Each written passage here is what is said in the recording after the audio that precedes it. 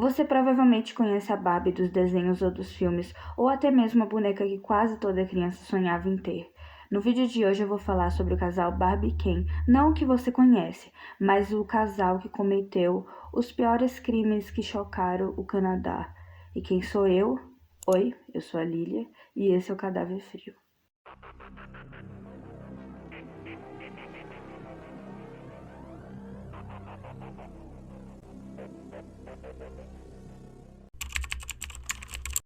Nascido no dia 7 de agosto de 1964, fruto de uma família desestruturada, Paul testemunhou diversos episódios de abuso, agressão contra sua mãe. Em 1975, quando ele tinha mais ou menos 11 anos, o pai dele foi acusado de abusar sexualmente da irmã dele mais nova. E esse foi o exemplo que ele teve de como ser um homem. Aos 16, ele descobriu que esse pai dele, na verdade, não era o pai dele biológico, e nisso fez com que ele tivesse mais raiva ainda da mãe dele, porque ele já não respeitava a mãe dele, afinal, o homem da casa, a autoridade, né, já não respeitava. Tipo, a mãe dele era, tipo, submissa e pá, ela tinha problemas de depressão e de se isolar. Teve até uma época que ela começou a morar no porão. O relacionamento deles era péssimo, sabe? De diversos xingamentos, um xingando o outro, totalmente falta de desrespeito um com o outro. Tipo, ela ficava chamando ele de bastardo e ele ficava chamando ela de diversos nomes pejorativos, vadia, etc. Na época ele namorava uma menina, assim, é um namoro tipo do colegial, sabe? E ela decidiu terminar devido ao comportamento abusivo que ele já se mostrava ter. E ela logo em seguida começou a ficar com um dos amigos dele e ele começou a se sentir traído, tipo, a partir dessa situação de que, tipo, ela terminou com ele e depois começou a ficar com um amigo dele, sabe? Ele sempre morou em um bairro lá em Toronto, no Canadá, em Scarborough, a maior parte da vida dele.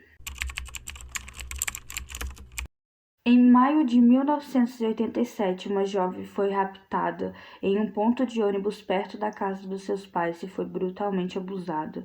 As semanas se passaram e mais ataques aconteceram, todos contra mulheres entre 15 e 21 anos. Acredita-se que ele tenha abusado ou tentado abusar pelo menos 19 jovens nessa faixa etária. Uma delas, inclusive, tinha 15 anos e foi atacada no próprio quarto. Em novembro de 1990, após muitos casos acontecendo num período de 5 anos, Paul chegou a ser interrogado 2 vezes pela polícia. Só que como ele se mostrou muito solidário, disposto a ajudar nas investigações, ele não foi considerado suspeito. Nessa mesma época, ele forneceu DNA para a polícia, mas a polícia não fez nada a respeito também. Você vai perceber ao decorrer do caso que aconteceu várias coisas que dava para a polícia evitar as tragédias que vão acontecer, que eu vou contar, né, que aconteceram.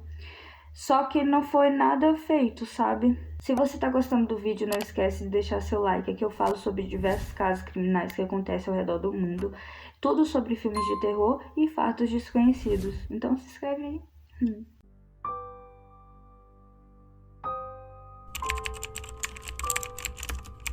Nascida no dia 4 de maio de 1970, a mais velha das 3 filhas de um casal, Carla foi criada em uma família de classe média. Teve uma infância aparentemente normal. Então, basicamente, a Carla era a filhinha do papai. Tudo que ela pedia, o pai dela dava, assim, imediatamente. No entanto, quando seu pai bebia, ele se mostrava outra pessoa, xingava ela e era meio estável. Ele não era assim só com a Carla, ele era assim com a família dele toda, sabe? Você sabe como é. Tem algum membro da família alcoólatra ou conhece alguém que saiba, você consegue entender um pouco, né, disso. Uma coisa que vale ressaltar é a aparência da Carla nessa época.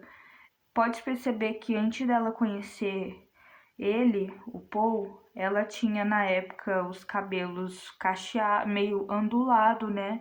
O cabelo dela era mais escuro, era tipo como se fosse um marrom escuro. E os olhos dela era claro, normal, né? A aparência dela física, ela era não era tão magra, né? Enquanto a Carla ainda estava estudando, o período mais ou menos do ensino médio, ela começou a trabalhar numa clínica veterinária, né? E depois que ela terminou de estudar, ela continuou trabalhando nessa clínica como técnico, sabe? Por isso que ela tinha acesso a medicamentos e várias coisas que ela usou durante os crimes.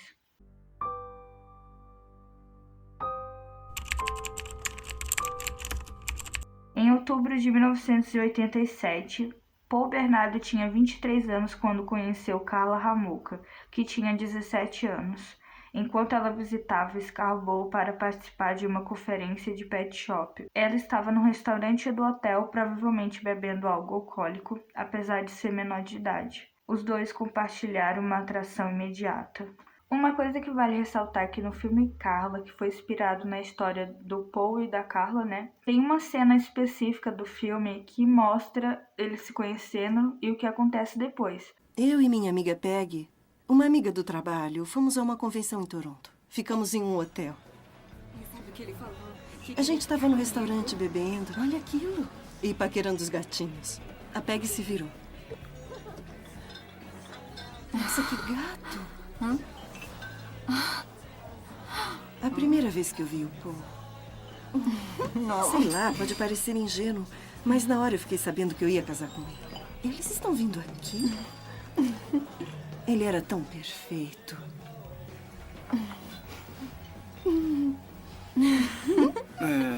Nós podemos sentar com vocês? Claro, podem sentar. Oi, Oi, com licença. sou a Carla, esta é minha amiga Peggy. Oi, Peggy. Eu sou o Paul Bernardo e esse é o meu amigo Nick. Oi, Nick. Onde estão hospedadas? Aqui no hotel. Ah, sei. É. Viemos para a convenção veterinária.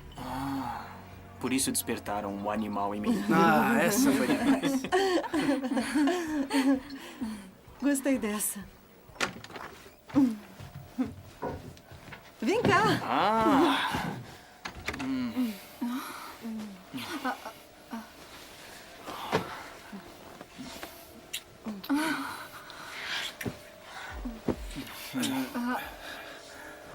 Caramba. Ei, se não gosta, não olha.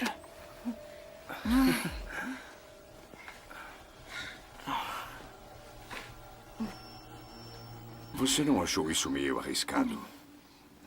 Transar com um cara bonito e gostoso? Na frente dos amigos? Devia experimentar, isso faz bem. Lembre que ele era mais velho. Eu queria mostrar que estava pronta para ele. Eu não sei se você percebeu, mas o Paul conheceu a Carla em 1987, que foi o período que ele abusava das meninas em Scarborough. Lá em Scarborough, a Carla foi nessa conferência, né? Nessa mesma cidade.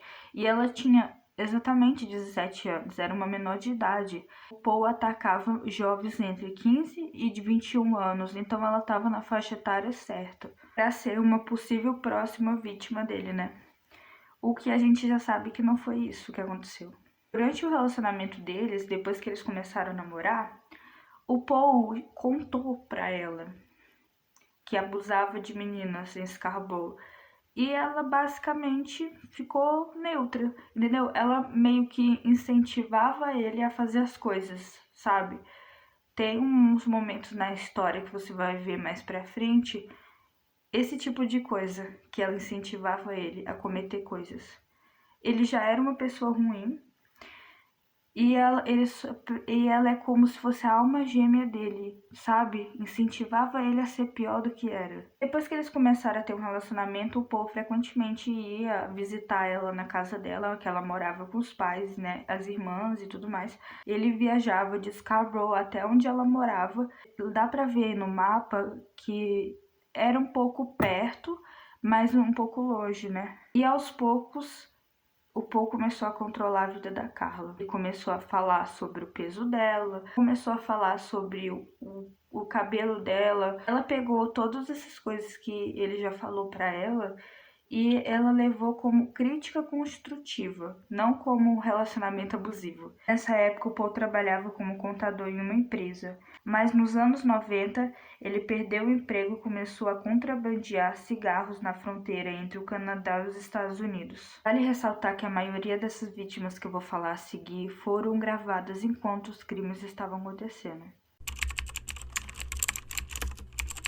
A irmã mais nova de Karla Homolka tinha 15 anos, quando sua irmã mais velha decidiu que iria roubar medicamentos que serviam para anestesiar animais no seu trabalho, batizar sua bebida e oferecer para seu namorado, Paul Bernardo, tirar a virgindade da menina enquanto ela dormia. E eles não tentaram isso apenas uma vez. Durante um momento em uma viagem de verão, eles fizeram isso, batizaram, acho que foi uma comida, que ela colocou alguma coisa na comida, mas só que esse efeito do medicamento fez com que a Tammy acordasse rápido, sabe? Então não deu muito certo. De acordo com o depoimento do Paul Bernardo no julgamento, ele falou que durante 1 minuto que a Tammy passou desacordada, ele conseguiu abusar dela. Mas a Karla fala que não, que, tipo assim, ela meio que disse que a Tammy acordou rápido, que não deu tempo de fazer nada.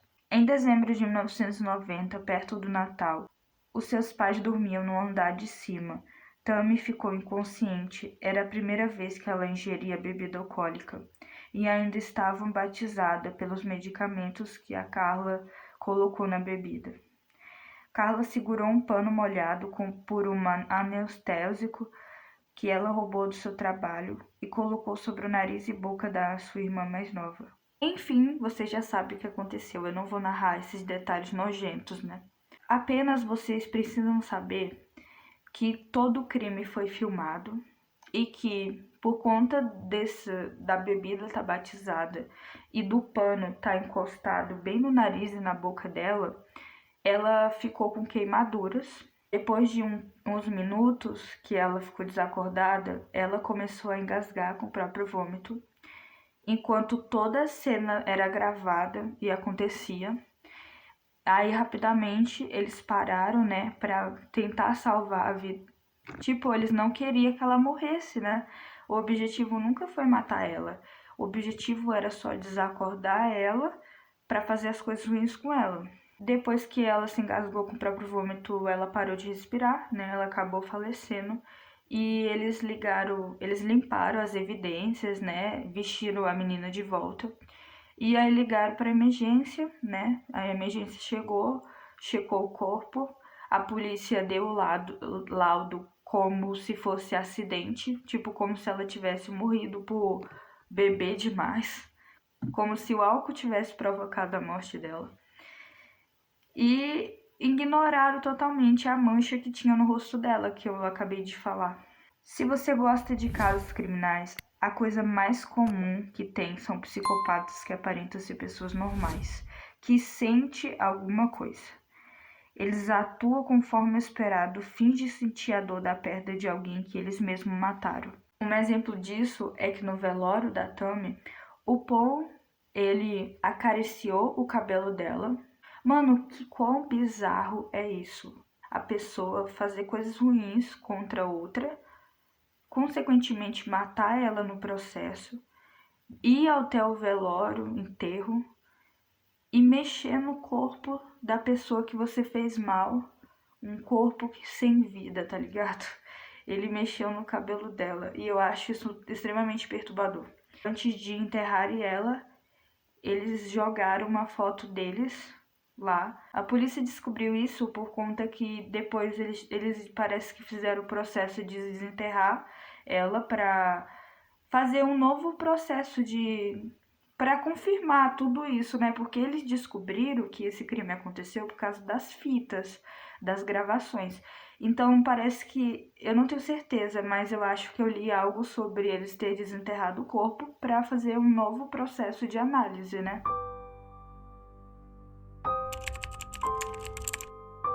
Em 7 de junho de 1991, a Karla morava nesse lugar, né, já nesse bairro, e ela já estava trabalhando no ramo dela, que era essa coisa de clínica veterinária. Ela fez amizade com uma garota mais nova, né? Logo em seguida, ela decidiu que seria uma ótima ideia oferecer a garota pro Paul.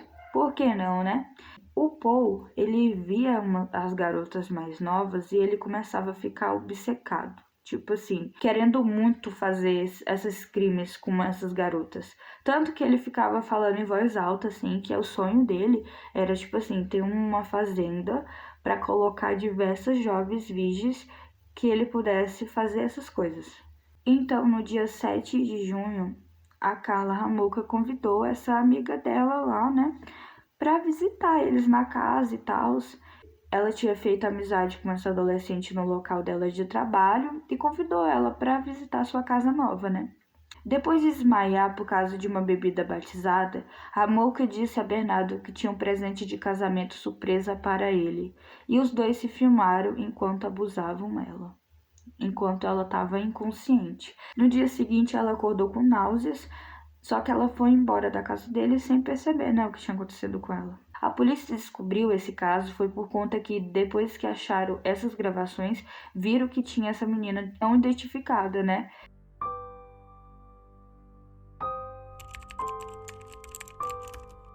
Nasceu no dia 5 de junho de 1976.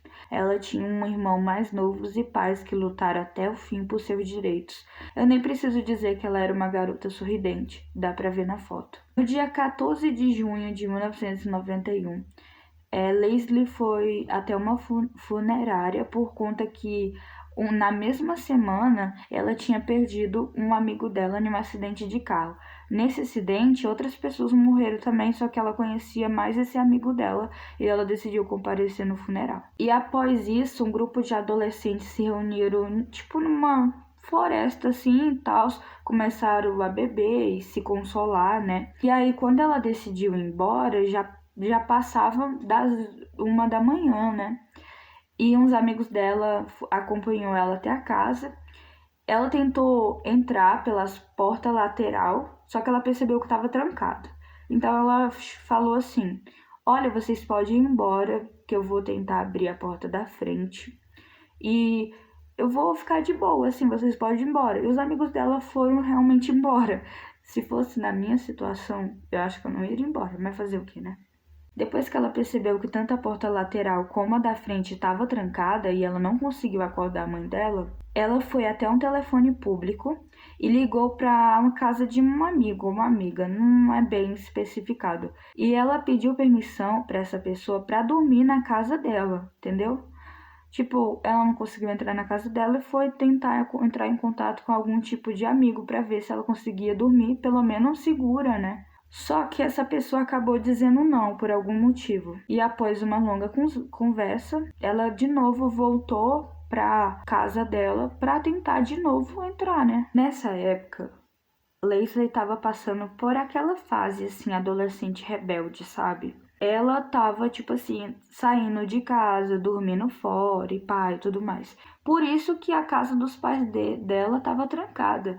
Eles até cogitaram achar que ela só ia voltar para casa no dia seguinte, né? E quando ela não apareceu no dia seguinte, no mesmo momento os pais dela perceberam que tinha alguma coisa errada e entraram em contato com a polícia, porque no dia seguinte ia ter o velório do amigo dela e das outras pessoas que morreram no acidente. E ela não foi, sabe? Era totalmente sem sentido. Basicamente, a Leslie morava em um bairro que ficava a essa distância que está sendo mostrada no mapa, da onde Carla e Paul moravam. Ele estava nesse lugar por conta que ele estava tentando roubar placas de carro. E aí, quando ele viu ela sozinha, viu que era aquele horário que não tinha ninguém na rua, ele viu uma oportunidade de fazer coisas ruins com ela, né?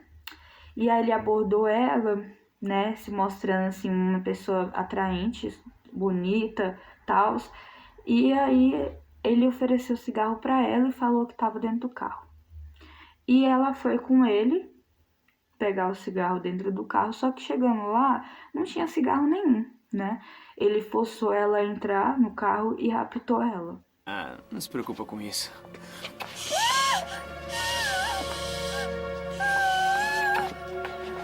Vale ressaltar que ele raptou ela e levou ela pra casa deles, sequestrou ela e deixou ela, tipo assim, na casa, no quarto deles, assim, pá. E lá ela passou 24 horas sendo torturada, abusada, etc. por ambos, tanto Carla como Paul.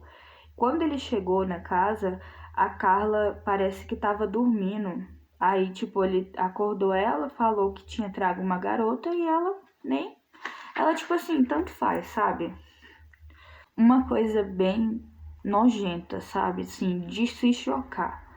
O casal, isso aí já tá claro, né? Que eles filmavam o crime. Só que, assim, tem uma parte do vídeo que a Carla tá se maquiando e logo em seguida ela entra no quarto para fazer parte dos abusos sexuais que eles fizeram contra a menina. Tipo, ela pensou, vou me maquiar para cometer um crime desse nível, tá ligado? De acordo com Ramoka, Bernardo estrangulou Leslie com um fio elétrico pela segunda vez, quando a primeira tentativa a deixou inconsciente por alguns minutos. Já ele afirmou que estava fora do quarto preparando o carro para transportar Leslie para um local onde ela seria liberada quando Carla a drogou fortemente e ela morreu. Então, os dois ficam se acusando e nenhum dos dois assumiram quem realmente matou ela. E depois de matar a menina, eles levaram o corpo até o porão e deixaram lá. E fizeram um jantar em família com a família da Ramoka no andar de cima. Tipo, tinha um corpo no porão e eles nem... Enquanto jantavam no andar de cima com as pessoas fingindo que estava tudo ok. Mais tarde, quando todo mundo foi embora, o Paul pegou o cadáver, cortou ele em vários pedaços assim, fez blocos de concreto e foi até o lago Gibson e jogou lá. No dia 29 de junho, eles se casaram e dão uma grande festa. A curiosidade é que nesse mesmo dia, o corpo da Leslie foi encontrado nesse lago.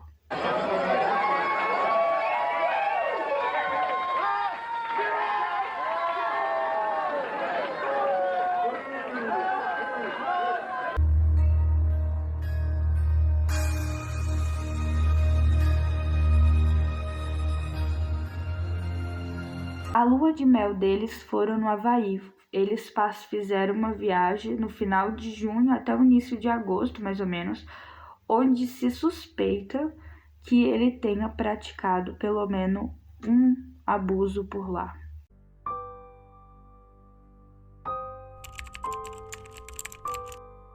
No dia 10 de agosto, novamente, a Jane Doe volta até a casa deles dois e lá de novo ela sofre uma tentativa de abuso, só que ela fica desacordada por conta da droga, né? Só que quando vai acontecer o crime de fato, que o Paul vai fazer as coisas com ela, ela começa a sufocar e nisso ele consegue reanimar ela, senão ela ia acabar morrendo que nem a irmã da Carla, a Tammy.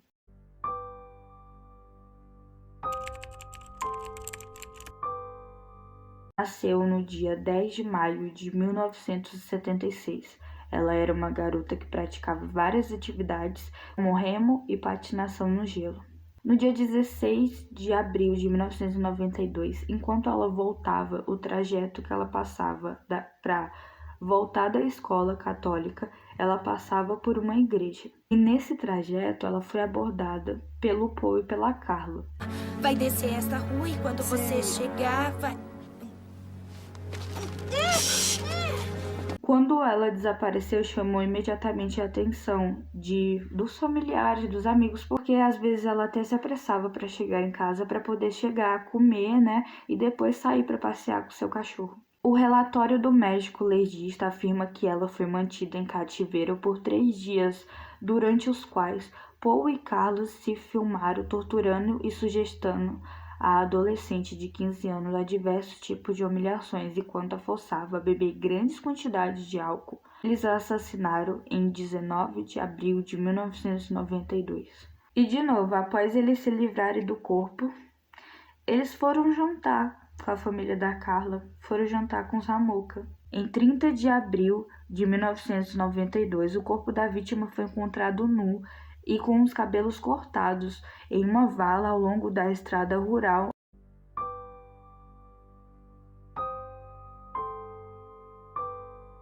Em 27 de dezembro de 1992, Paul espancou Carla violentamente com uma lanterna, deixando ela com hematomas nos membros, uma costela quebrada e 2 olhos roxos.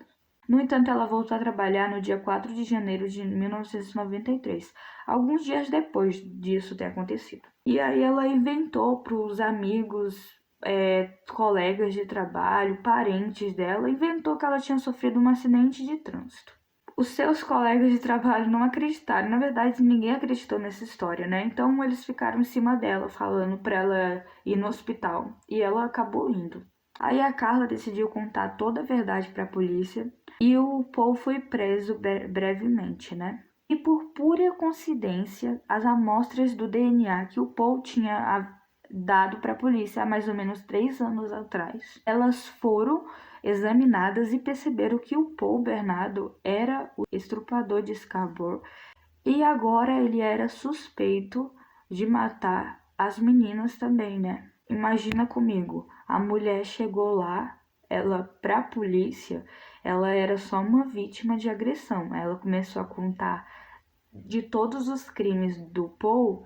Imediatamente, a polícia ainda enxergava ela como uma coitadinha, como a vítima de violência doméstica, era a palavra dela contra a dele. Em seu julgamento, Carla foi condenada apenas por homicídio culposo, devido ao acordo que ela conseguiu fazer com a polícia. Lembrando que a polícia, ela passou meses na casa deles, na casa deles dois que moravam junto, né, naquele bairro rico. E eles não encontraram nada, não encontraram as fitas e nenhuma evidência de que realmente o Paul era um assassino. Então, era basicamente a palavra dela literalmente contra a dele. Eles precisavam do depoimento da Carla no julgamento. Então, fizeram o acordo de diminuir a pena dela, em contrapartida, ela iria depor contra ele, né? Durante as buscas na casa deles, a polícia passou 2 meses tentando achar alguma coisa. O Paul chegou no advogado dele e falou: olha, lá no banheiro da minha casa, em cima assim do teto, tem um lugar lá onde eu guardei as fitas dos crimes que ele cometeu, né? E o advogado foi lá, pegou as evidências e não mostrou para a polícia.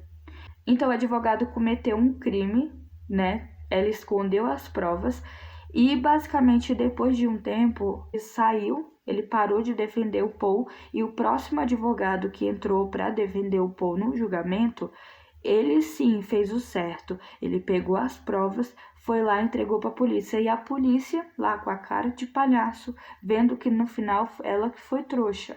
A polícia toda de ter acreditado na Carla, porque eles assistiram as fitas e perceberam que ela participava dos crimes. Não parecia que ela estava sendo obrigada a participar. Ela realmente estava participando nos abusos. Ela realmente chegava até a abusar também das meninas. Ela acabou recebendo só 12 anos de prisão e em 2005 ela foi liberada. Ela se mudou em 2007 em uma tentativa de evitar a mídia, né? Ela se casou com o irmão do seu advogado e teve 3 filhos. Enquanto o Paul foi condenado à prisão perpétua e em tempos e tempos ele tem a audácia de pedir liberdade condicional. E graças a Deus sempre é negada. E foi isso o vídeo de hoje. Eu vou deixar esse vídeo aqui para você assistir depois desse.